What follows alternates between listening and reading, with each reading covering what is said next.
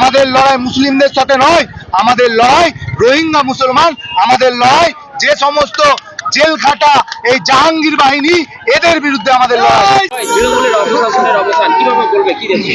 প্রথমে এই জয় পশ্চিমবঙ্গবাসীর জয়। দেশ স্বাধীনতা হওয়ার পর এই পশ্চিমবঙ্গের মাটিতে কংগ্রেস, সিপিএম, তৃণমূল রাজ করেছে। আজকে এতদিনে পশ্চিমবঙ্গের মাটিতে ন্যায় ফিরে এসেছে, গণতন্ত্র ফিরে এসেছে। দীর্ঘদিন ধরে কিন্তু পশ্চিমবঙ্গের মাটিতে গণতন্ত্র বলে কিছু ছিল না, তাই এবার গণতন্ত্র ফিরে এসেছে। আমরা পশ্চিমবঙ্গবাসীকে ধন্যবাদ জ্ঞাপন করছি, পশ্চিমবঙ্গবাসীদের বড়দের প্রণাম জানাচ্ছি। আমরা পরিষ্কার দুটো কথা শুধু বলবো আপনাদের চ্যানেলের মাধ্যমে। পশ্চিমবঙ্গে মহিলা মুখ্যমন্ত্রী হয়ে যেভাবে মহিলাদের সাথে অত্যাচার করেছে, পশ্চিমবঙ্গের মাটিতে ন্যায় ফিরে এসেছে, গণতন্ত্র ফিরে এসেছে। মায়েরা 10টা, 11টা, 12টা রাত্রে ঘুরে বেড়াবে, তার জন্য আমাদের সরকার দুর্গা বাহিনী স্কোয়াড অলরেডি রেডি করে ফেলেছে।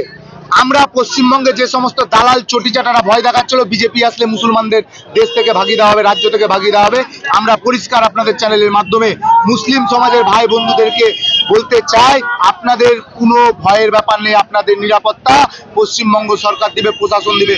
আমাদের লড়াই মুসলিমদের সাথে নয়, আমাদের লড়াই রোহিঙ্গা মুসলমান, আমাদের লড়াই যে সমস্ত জেল খাটা এই জাহাঙ্গীর বাহিনী, এদের বিরুদ্ধে আমাদের লড়াই। এদের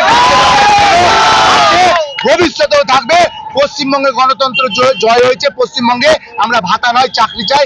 আর আমাদের পশ্চিমবঙ্গের মাটিতে প্রতি বছর এসএসসি নিয়োগ হবে, টেট নিয়োগ হবে, চাকরি সুস্বাস্থ্যভাবে চাকরি হবে। প্রশাসনকে অনুরোধ করছি, যে প্রশাসন চটিচাটা ছিল সেই প্রশাসনকে অনুরোধ করছি, আপনারাও পারেন উত্তরপ্রদেশের অজয় পাল শর্মার মতো সিংহাম হতে।